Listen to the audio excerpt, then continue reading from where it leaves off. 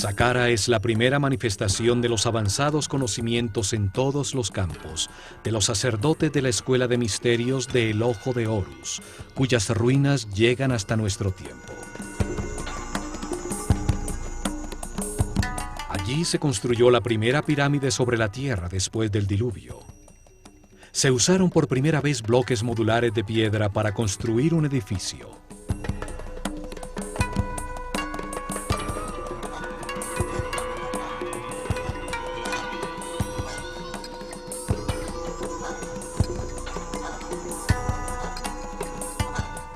Se tallaron hieroglifos en los muros con los primeros textos religiosos de la historia.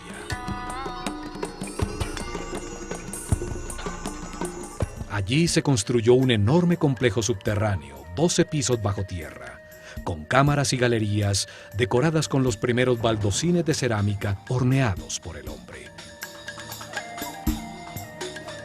En estas cámaras, bajo tierra, se encontraron más de 40.000 urnas, cuencos y vasos de alabastro.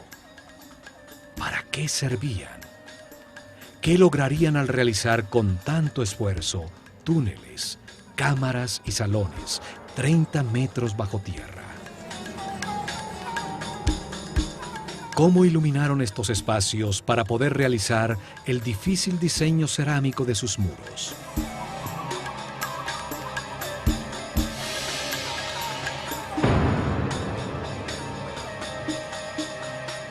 ¿Por qué las construcciones a ras de tierra son volúmenes macizos de piedra sin ninguna utilidad aparente? ¿Qué ganaba una sociedad de unos 4 millones de personas al cortar y mover más de 1 millón de toneladas de piedra para producir un complejo escenográfico que asombra por su refinada arquitectura?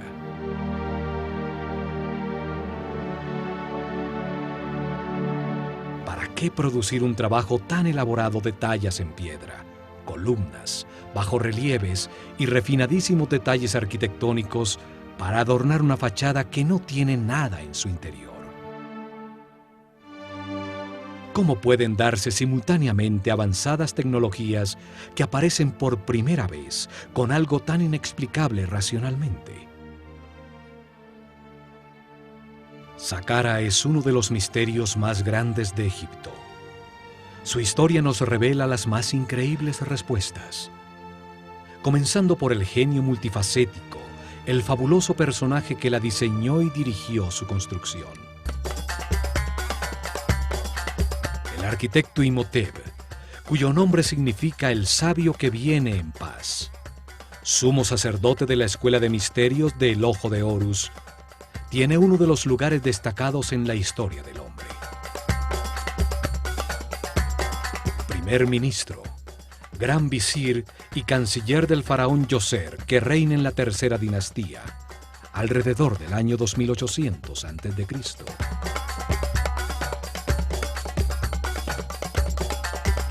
Imhotep nace un 31 de mayo, hijo del arquitecto Khanofer y de su mujer Creduonk. Unas pocas estatuillas lo muestran como un ser sencillo, vestido con la sobriedad de un monje. Padre de la arquitectura, pasa de la madera y el barro cocido a los bloques modulares de piedra. Diseña las primeras columnas talladas con flores de loto en el capitel, los más refinados detalles arquitectónicos. La armonía de Saqqara resalta su maestría. Fue el primer filósofo de la historia del hombre. Se dedicó a pensar y a analizar conceptos fundamentales como espacio, tiempo, volumen, la naturaleza de la enfermedad, la existencia de Dios y de la inmortalidad. Expresa la base conceptual de la civilización egipcia, como el movimiento de la conciencia hacia Ma'at, hacia lo justo, lo recto, lo armónico y lo equilibrado. Platón nos dice que la historia que le contaron a Solón los sacerdotes egipcios sobre la Atlántida se remonta a Imhotep.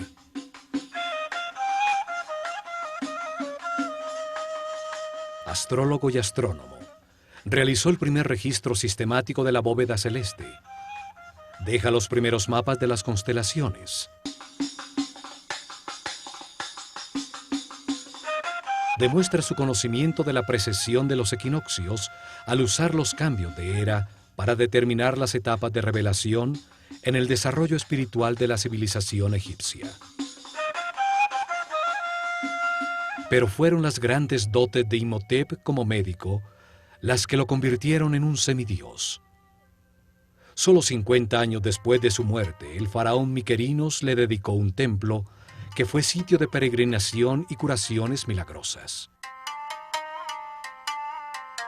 Los griegos que estudiaron en Egipto y que le cambiaron el nombre a todo el mundo, lo llamaron Asclepios o Esculapio, para marcar sus logros como médico. También lo llamaron Hermes Trismegistus, el 3 veces grande, por sus dotes como filósofo y físico que reveló las bases de cómo funciona el universo.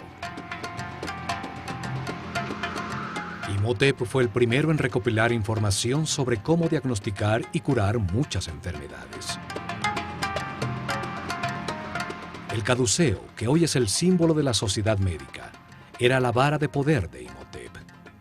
Con ella medía la cantidad de energía vital que un ser humano ha aprendido a procesar en su interior. Así sabía cuál de los centros neurales o chakras utiliza para captar y procesar su energía vital y en dónde tiene imbalances celulares electromagnéticos. Curaba elevando la frecuencia vibratoria del aura o campo electromagnético personal. Esto restablecía el balance de los chakras, permitiendo que volvieran a suministrar la energía vital necesaria a los órganos afectados, la causa real de las enfermedades. El caduceo tiene 2 serpientes que se cruzan sobre los 7 chakras. Los centros neurales sobre la columna vertebral que captan y distribuyen la energía. Simbolizan las 2 polaridades de carga eléctrica y movimientos contrarios que dan lugar al universo dual. En su centro está una columna ondulatoria, formada por parejas de partículas con carga opuesta que se neutralizan y equilibran, la única manera para llegar a la iluminación.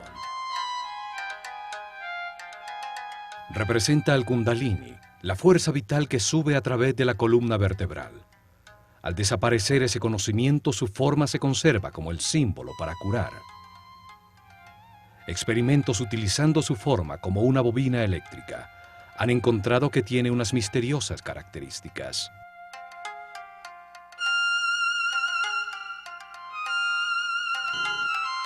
Al aplicarle corriente no se detecta ningún campo de fuerza, a pesar de comprobarse sus efectos, pues resuena en todas las frecuencias y longitudes de onda.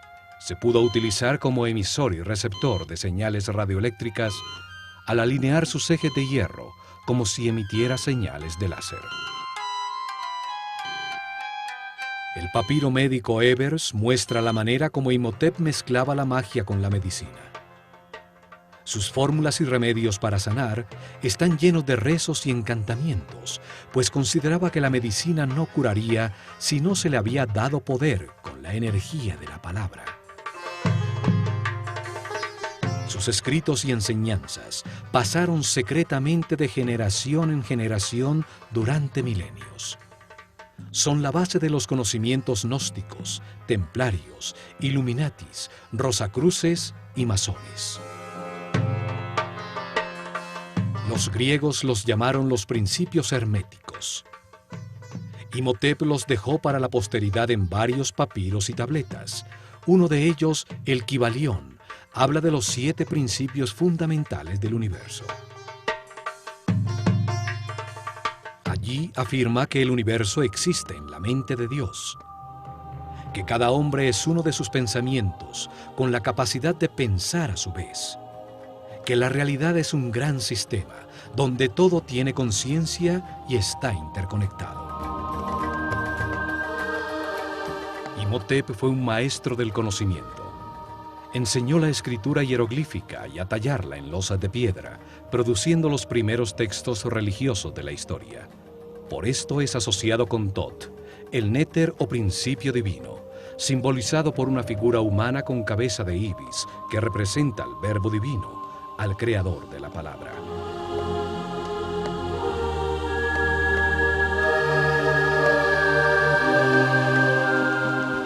duda que Imhotep fue un espíritu muy especial. El paso del tiempo lo convierte en un mito, asociado a la divinidad con distintos nombres. Tot, Mercurio, Quetzalcoatl, Esculapio, Hermes Trismegistus, el 3 veces grande. El término hermético se convierte en sinónimo de sabiduría secreta, la que una vez estuvo en las mentes de los sacerdotes del Ojo de Horus, uno de cuyos primeros sumos sacerdotes fue Imhotep, el sabio que viene en paz.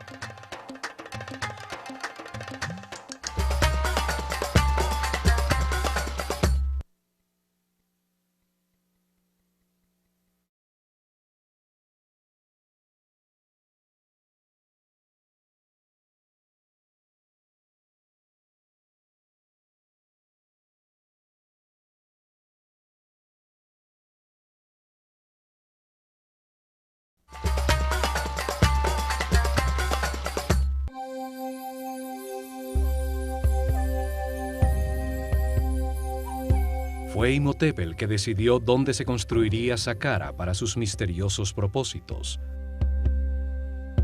Situada en el área comprendida entre los 31 y 32 grados longitud este y los 29 y 30 grados latitud norte, la única área en Egipto donde construirían pirámides durante los siguientes 400 años.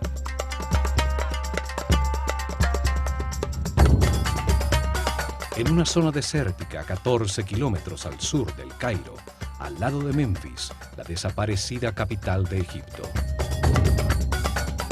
En Meidum, Awara y el Laún están las más al sur, y en Abu Rawash la pirámide más al norte. Sobre una plataforma de piedra que va hasta Giza, 50 metros por encima del nivel del río, hecho que garantizaba que el nivel freático de la zona no inundaría los trabajos subterráneos que tenía planeados. En una zona donde existen otras 8 pirámides menores, construidas en las dinastías 4, 5 y 6. Exactamente sobre uno de los nodos principales de la malla electromagnética del planeta, donde mejor se puede utilizar la fuerza de su energía telúrica para hacer vibrar una gran masa de piedra. En esta área ocurren los efectos electromagnéticos naturales más poderosos del planeta. Allí está localizado uno de sus chakras. Por allí pasa la corriente telúrica, la carga tierra negativa que lleva su energía vital. Un sitio mayor de confluencia de las llamadas Lee Lines, perfecto para que un gran volumen de piedra, con alto contenido de cristales de cuarzo, al vibrar produzca energía estática negativa por la fricción de sus moléculas. La atmósfera en este sector está cargada con 500 voltios por metro cuadrado de corriente positiva, 5 veces lo normal.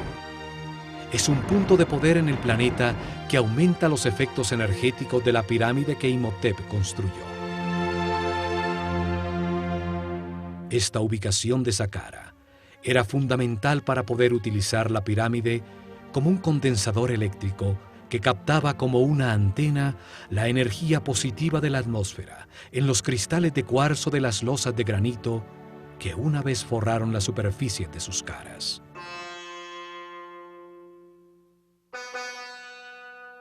Saqqara significa el que abre y guía el camino. Su símbolo es el chacal que guía a los perdidos en el desierto hasta llevarlos a tierra cultivada, al sitio del hombre civilizado.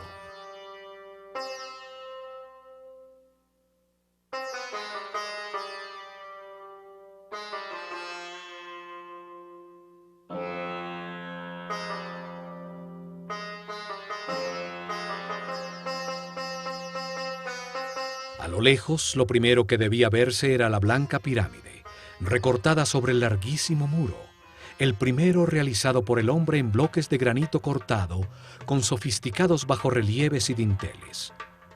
Una obra mucho más complicada que la misma pirámide. 130.000 toneladas de granito de Tura formaban un alto y especial muro de piedra. Rodeaba las 15 hectáreas del complejo, protegiéndolo del caos exterior, dándole una forma rectangular, ajustada exactamente en dirección cardinal norte-sur, paralelo al curso del Nilo.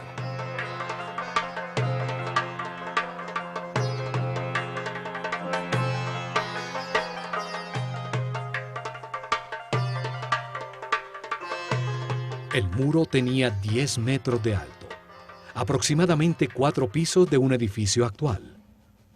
550 metros, 5 cuadras y media en línea recta de norte a sur, y la mitad exacta de esta distancia, 275 metros de ancho de este a oeste. El muro es el primer componente de la máquina cuántica diseñada por Imhotep en Saqqara. Todo el complejo era como un gran circuito electrónico, solo que en piedra y a una escala enorme. El muro actuaba como un cordón electromagnético que aislaba todo el complejo, cerrando y protegiendo el circuito. Para realizar su cometido no necesita de cables eléctricos, solo que las moléculas del material que le da forma tengan un alto contenido de cristales de cuarzo. El granito de Tura, un sitio muy cercano a Saqqara, tiene un gran contenido de cuarzo. El cuarzo organiza sus moléculas en tetraedros, una de las 5 formas básicas que organizan la materia, llamados sólidos platónicos. Al vibrar con el planeta, las caras de los tetraedros se friccionan entre sí, produciendo una carga eléctrica. Los 85.000 metros cúbicos del muro de granito contenían una enorme cantidad de cristales de cuarzo que generaban un poderoso campo de fuerza, una onda radioeléctrica constante. El muro es parte integral de un complejo captador de energía electromagnética cuyo corazón estaba en la pirámide escalonada que con sus 66 metros de altura dominaba el complejo.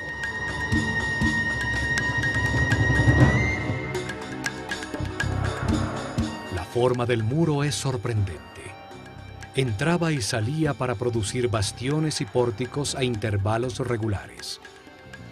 Bajorrelieves verticales enmarcaban los pórticos que embellecían y regularizaban el conjunto, produciendo una sensación de armonía con un estilo arquitectónico casi ultramoderno.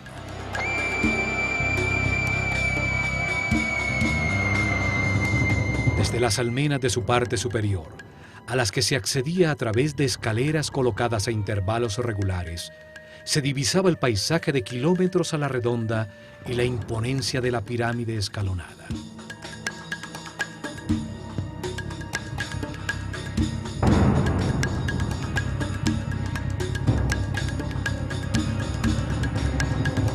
No solo es la primera construcción monumental en piedra tallada del hombre, sino que además tiene una serie de detalles arquitectónicos que indican una maestría y un conocimiento que nunca fueron superados en todo el desarrollo posterior de su civilización.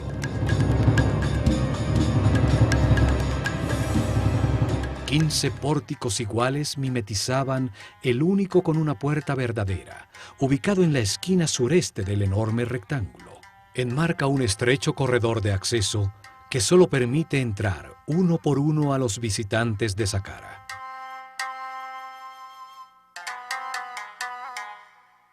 El camino de perfeccionamiento espiritual es individual e intransferible. Nadie puede evolucionar por otro. Por esto, a Saqqara se entraba de uno en uno.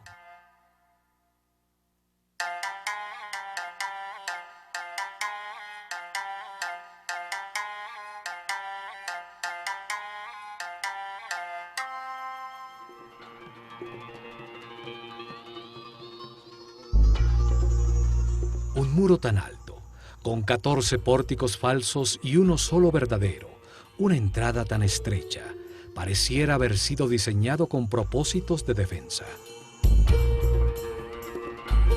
Sin embargo, Saqqara nunca tuvo una puerta en su única entrada. La tecnología aplicada restringía el acceso a los seres con mentes primarias, con un aura o campo eléctrico personal cargado negativamente. Desde el largo corredor bajo el muro y a lo largo de toda la galería de las 48 columnas, existía un poderoso campo de fuerza que amplificaba los sentimientos del visitante. Si había odio, miedo o inseguridad en sus corazones, su propia angustia amplificada les impedía el acceso.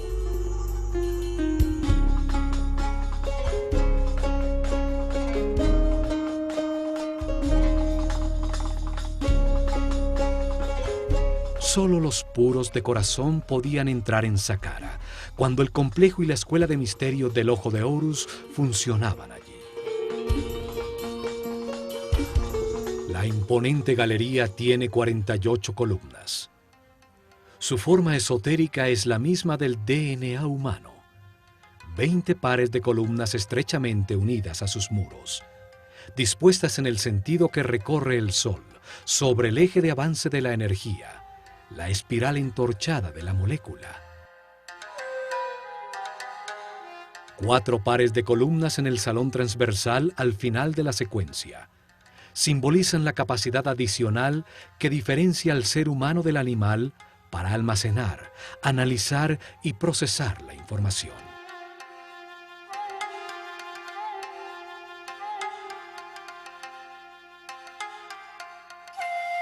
Las columnas totalmente moduladas y con 7 metros de altura estaban dispuestas con una serie de principios arquitectónicos que se repitieron miles de años después en Grecia, en el Partenón. Cada columna tenía la forma de un haz de papiros. El cilindro tenía una ligera convexidad y se estrechaba en su parte superior, acentuando su verticalidad para engañar la vista, que sin este truco las vería curvas desde lejos. El restaurador de Saqqara, Jean-Philippe Loé, también encontró que en la profundidad de la galería, las columnas más lejanas estaban ligeramente más distanciadas entre sí, aumentando la perspectiva y produciendo la sensación que la galería era más grande.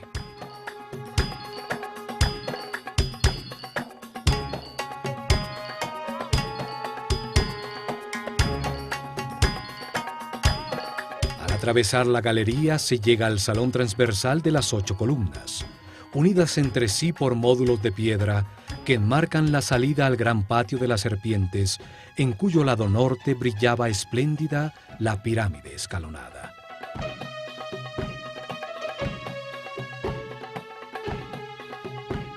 El patio estaba originalmente delimitado por altos muros, con intrincados bajorrelieves. Formaban nichos con la forma que simboliza a una puerta y que posteriormente aparecería en uno de los muros de todas las tumbas egipcias.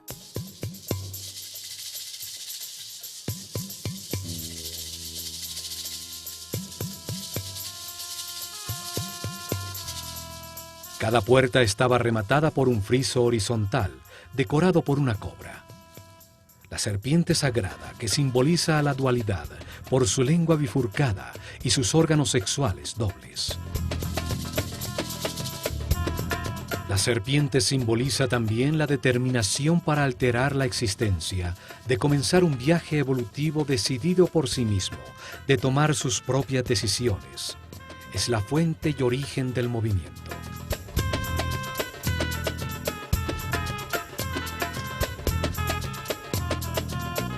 En este patio se realizaron muchas ceremonias, la mayoría con discípulos de la escuela.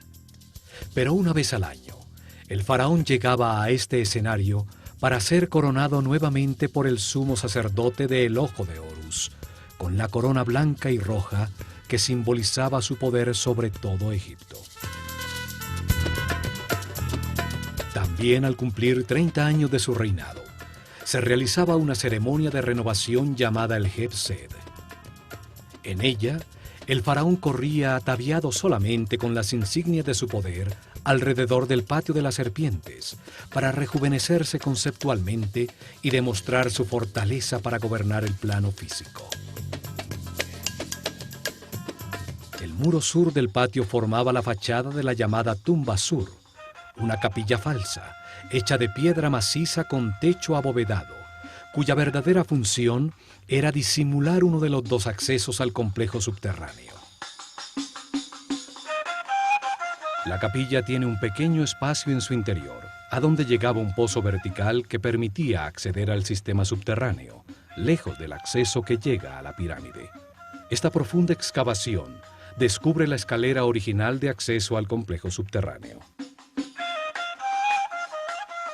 Los dos pozos verticales de acceso, el de la pirámide y el de la capilla sur, fueron encontrados sellados con tapones circulares de granito que pesaban más de 10 toneladas.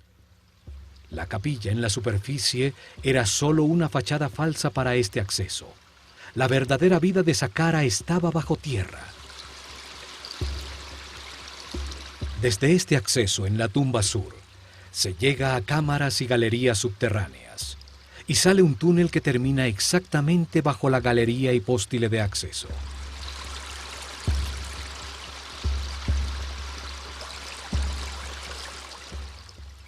La planta de todo el complejo parece el procesador central de un computador.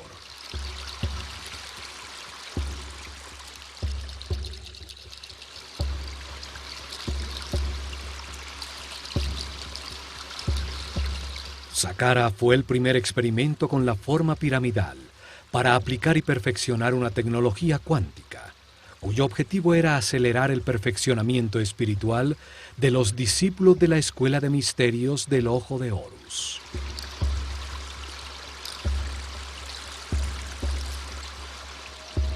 Durante 400 años se construyeron alrededor de 100 pirámides con formas, tamaños y materiales distintos, hasta que perfeccionaron el diseño y se construyó la Gran Pirámide de Keops. Conocimientos heredados de la civilización atlante para convertir masivas formas piramidales en máquinas cuánticas para la producción de columnas ondulatorias estacionarias de energía que permitían elevar la frecuencia de vibración de los iniciados.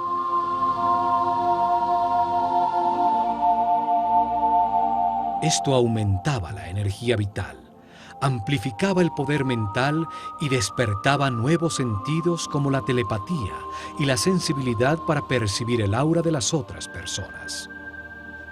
Permitía a la conciencia situarse sobre el tiempo y ver la cadena de reencarnaciones vividas.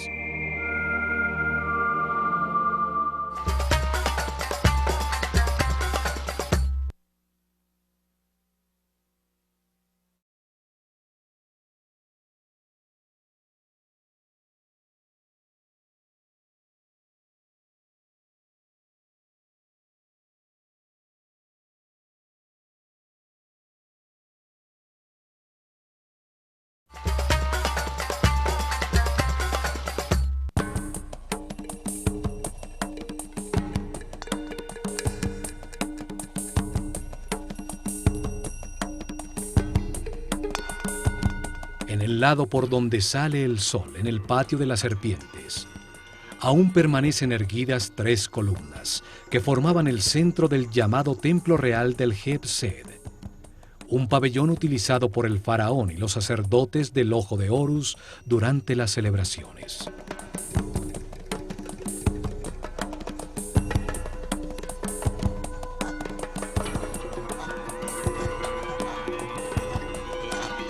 Desde este pabellón, siguiendo un muro curvo, se llega al patio rectangular del Heb-Sed, paralelo al patio central del complejo. Sus lados estaban delimitados por 2 series paralelas de capillas falsas. Son realmente una fachada elaborada sobre un bloque de piedra maciza. Cada serie tenía 13 extrañas y misteriosas capillas de piedra maciza. Sus muros no producen ningún espacio útil en su interior. Son solo una fachada escenográfica, elaboradísima, con refinados detalles arquitectónicos.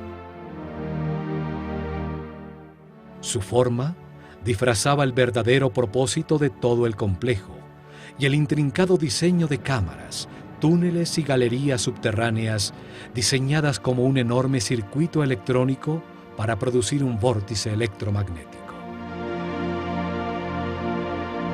Frente a cada capilla falsa, a través de un estrecho y tortuoso pasaje, se llegaba a un pequeño santuario exterior, donde estarían las representaciones simbólicas de las fuerzas tutelares de Egipto, la Eneada divina.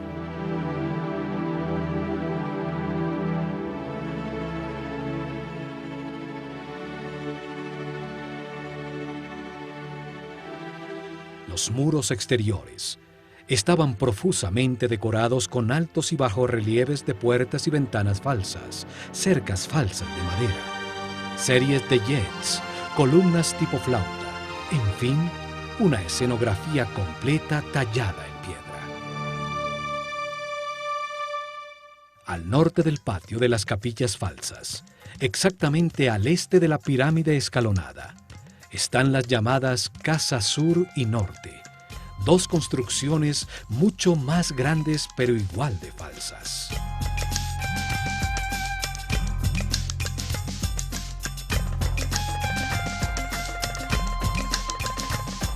La fachada de la Casa Sur tiene columnas cilíndricas con capiteles con forma de flor de loto, símbolo del Alto Egipto. Un estrecho corredor tiene en una de sus paredes el grafiti más antiguo del mundo, hierático, con comentarios que hacen referencia al faraón Djoser de visitantes durante la dinastía XVIII. La fachada de la Casa Norte tiene columnas con papiros, el símbolo del Bajo Egipto, el delta al norte del país. Aquí, durante la ceremonia del Heb-Sed, el rey recibía la corona roja que simboliza su autoridad sobre ese territorio.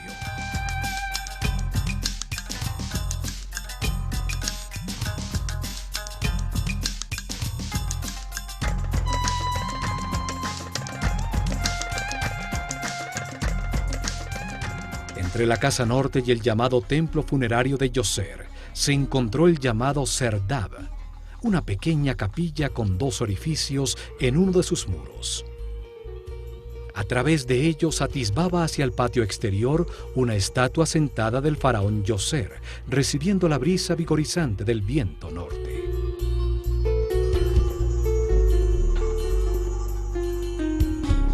La figura con el imponente Nemes en la cabeza, cuyos ojos incrustados de cristal se perdieron, es la primera imagen tridimensional de tamaño natural de un monarca egipcio que ha llegado hasta nuestros días.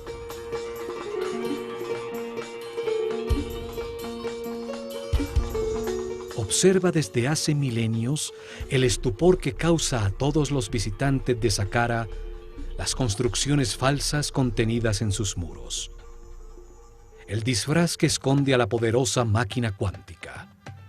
Escucha desde allí las teorías que afirman que Saqqara fue su tumba nunca utilizada.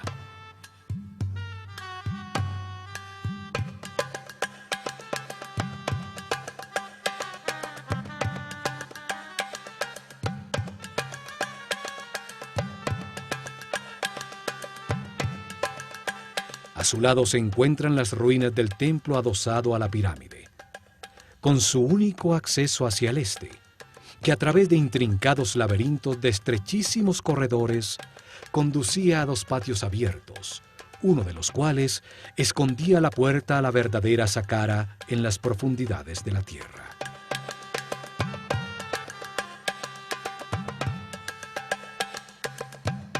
Este patio disfraza el acceso principal a los subterráneos.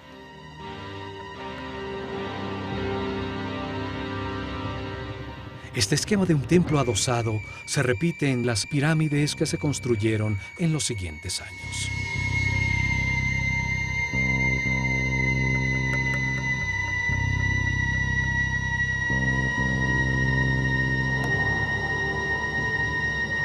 Saqqara fue abandonado con la llegada de la era de Ram, alrededor del año 2320 a.C., cuando se construyó la pirámide de Keops. El conocimiento sobre los accesos a las cámaras y galerías subterráneas se perdió en el tiempo. La piedra de sus muros fue utilizada como material de construcción.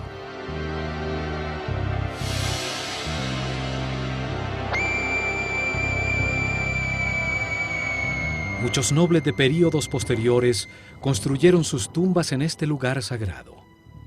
Hoy se cree que fue un cementerio y que el complejo original es la tumba del faraón Djoser. En la dinastía XXVI, en la decadencia de la civilización egipcia, ya nadie sabía que el templo adosado escondía la entrada a su cámara principal. Por orden del faraón cavaron un largo túnel desde la cara sur bajo la pirámide, creyendo que allí estaba la entrada.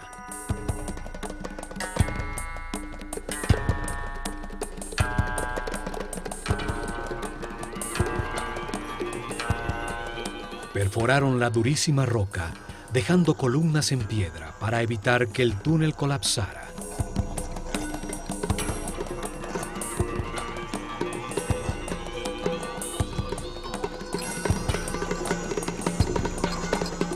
Hasta que llegaron a la cámara central, un espacio vacío de 12 pisos de profundidad. Un pozo vertical con la forma de un obelisco virtual en el corazón de la pirámide.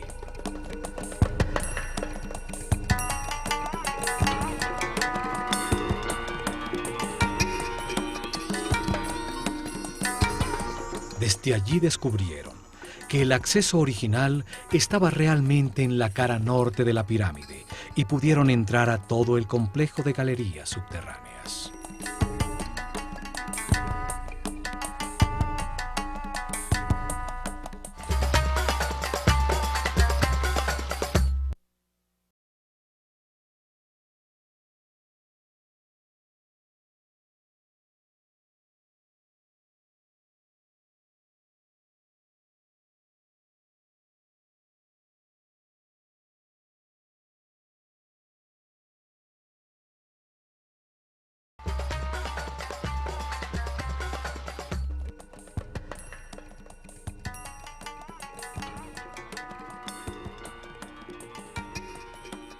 La construcción de Saqqara se realizó en 3 etapas, planeadas desde el comienzo por Imhotep.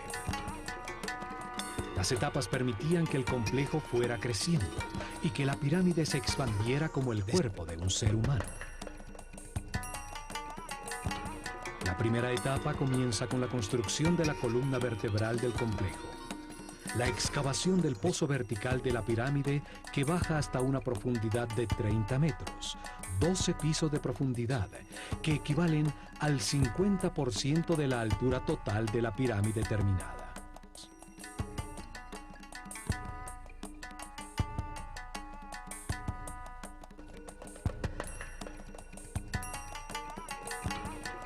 A esa profundidad cavan cientos de metros de túneles y una serie de cámaras y galerías que son parte fundamental del sistema.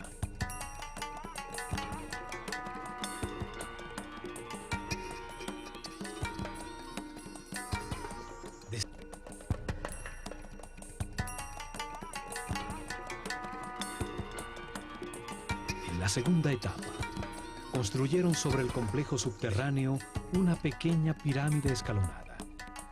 Su volumen y peso era un 50% exacto de la pirámide proyectada.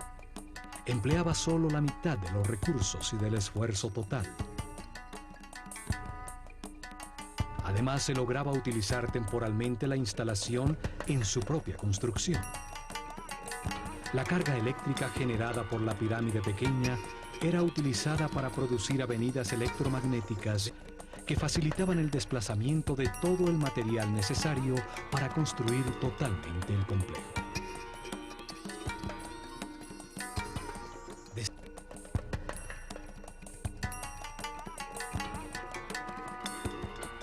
Partiendo del frente de la pirámide, se colocaban a distancias regulares una serie de pilares llamados Yed, que transferían del uno al otro la carga de iones negativos generados por su masa en vibración.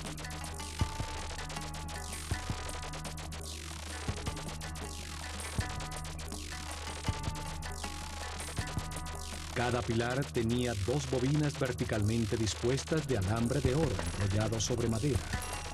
la primaria en la parte inferior, la secundaria en la parte superior. El pilar era colocado sobre una cavidad llena de fibra mojada en agua salada, que producía un excelente contacto tierra.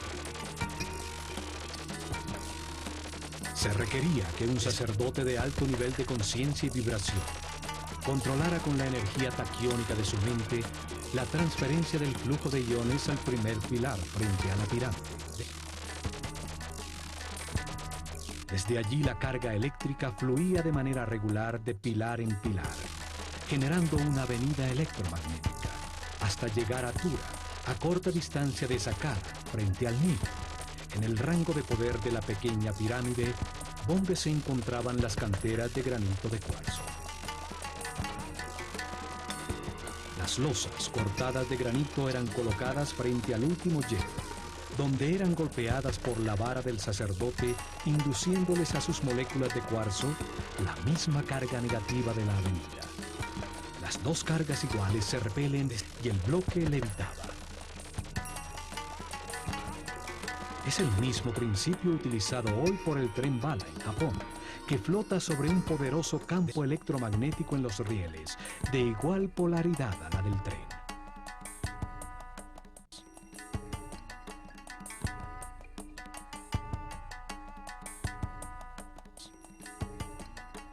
Así, con la primera línea de transporte electromagnético, pudieron mover fácilmente toda la piedra que necesitaban en la tercera etapa.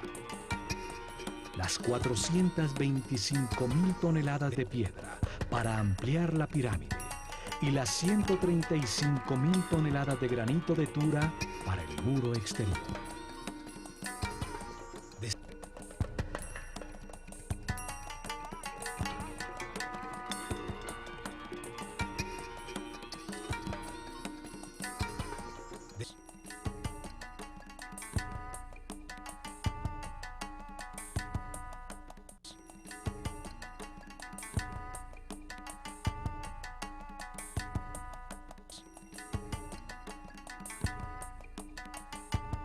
Las etapas permitían utilizar parcialmente la potencia generada y aumentarla en un 50% cuando la pirámide grande estuviera construida. La potencia total garantizaría una avenida electromagnética que llegaría hasta Maidu, el llamado punto medio entre Saqqara y las canteras de granito rojo en el Alto Egipto.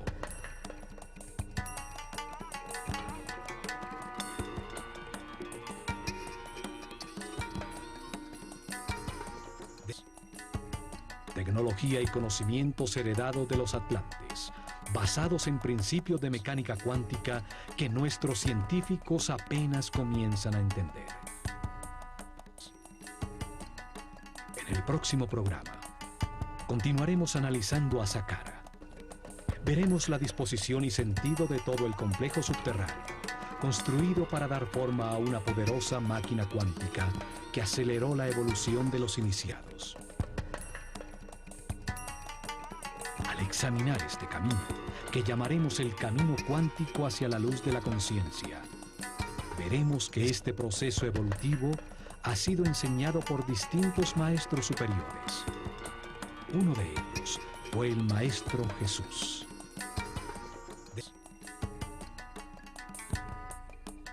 Él dijo que si seguíamos el camino de la luz y de la vibración en amor, realizaríamos cosas aún más grandes.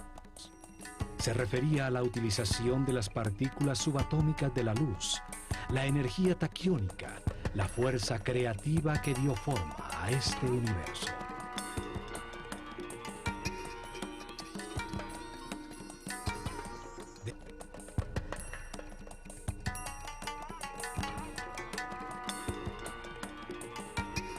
Miles de años antes de la llegada de Jesús, los sabios sacerdotes del Ojo de Horus utilizaron este mismo tipo de conocimientos para acelerar la evolución de sus discípulos en Saqqara.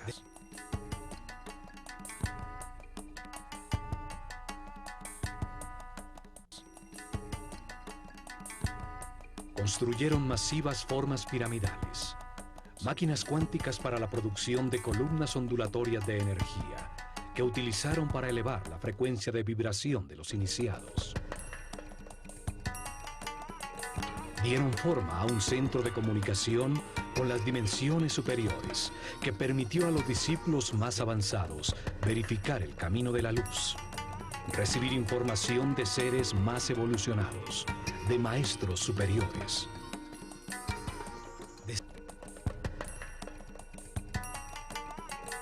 En el plano físico, al producir avenidas electromagnéticas y efectos de superconductividad en distintos materiales, facilitaron la construcción de sus templos, los libros vivos de la Escuela de Misterios del Ojo de Horus.